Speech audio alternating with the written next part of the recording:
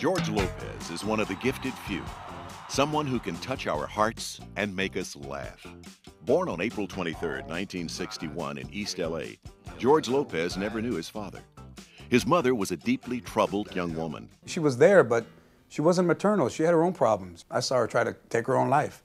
By the age of 10, she had left George with her parents for them to raise in working-class Mission Hills. My grandmother's really the reason why I started to do stand-up. And with my grandmother, everything was no. Grandma, no! You don't even know what it is. Yeah, but I know what it's not. Birthday party? No, ¿qué birthday party? No. Why are you crying now? No. Chuck E. Cheese. You want to see a mouse? Pull the refrigerator out. His grandfather was a laborer and told George to be a man, be responsible. I played Little League for 10 years, and my grandfather came to one game, right? He didn't even get out of the car.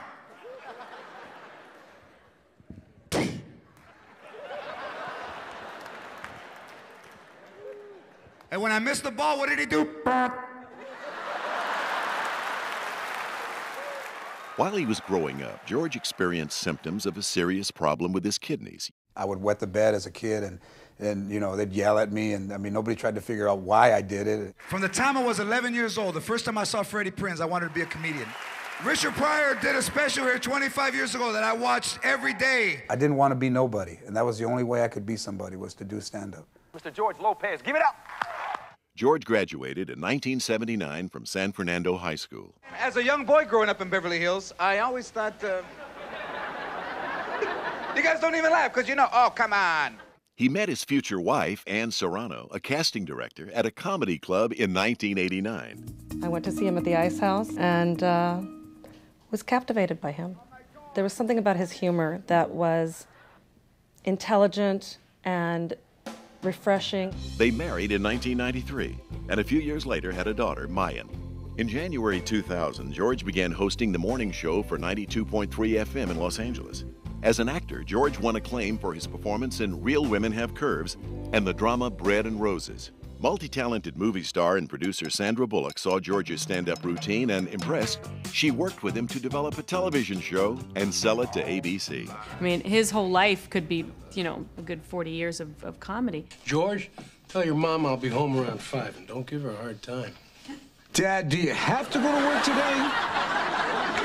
Sport, you know this is my first day in the big leagues, and I can't miss... How come we never played in the big leagues? Well, nobody wanted to be an athlete back then. Kids in my day dreamed about working in an airplane parts factory. And I'm living that dream. George continues to perform as a stand-up comedian, entertaining audiences across the country.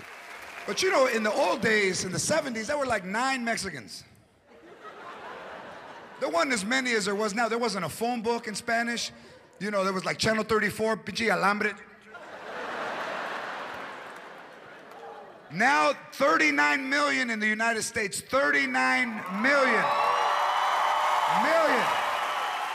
His latest CD, Team Leader, was nominated for a Grammy Award for Best Comedy Album. He has co-hosted the Emmy Awards, twice hosted the Latin Grammy Awards. George co-wrote his autobiography, Why You Crying? George also stars in the new Robert Rodriguez movie, The Adventures of Shark Boy and Lava Girl. George loves to play golf. He was honored to be invited by Clint Eastwood to play in the prestigious AT&T Pebble Beach Pro-Am tournament.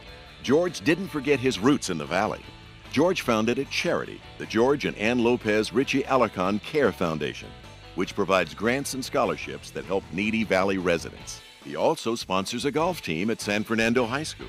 With all of George's success, he struggled every day to overcome the effects of his lifelong kidney condition. I wasn't going to quit. You know, this is what I was made to do, and I was going to do it, and I wasn't going to stop until, you know, it stopped me. Tragically, both of George's kidneys were failing. Although he needed a new kidney, there was a 5-year wait on the transplant list.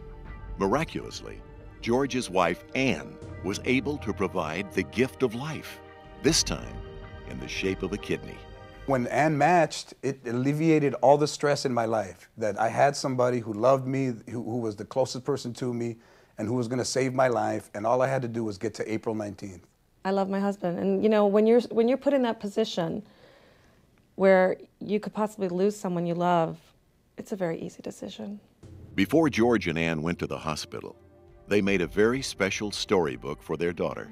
Daddy has 2 kidneys that don't work anymore. Mommy is going to give Daddy a kidney. Here, Kent.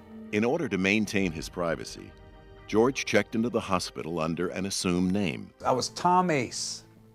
That was my name. That was my medical name, Tom Ace. And then the funniest thing was, coming out of surgery, you're under so much anesthesia, so they try to get you to come out, and they're yelling, Ace, Mr. Ace, Tom, breathe, open your eyes, Tom. And I'm kind of coming out, I'm like, who the hell? Oh, that's me.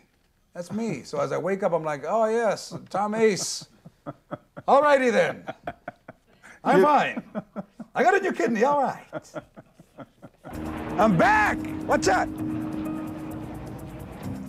I feel alive. I feel as good as I did bad. Whatever child you have, whatever age they are, encourage them to do better than you and to go to school and to dream and become whatever they want.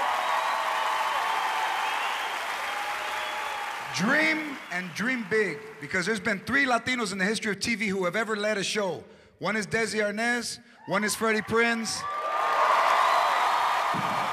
George Lopez is a brilliant talent and comedian, and a wonderful role model for all of us. Una estrella encantada de nuestro valle, an enchanted star of our valley.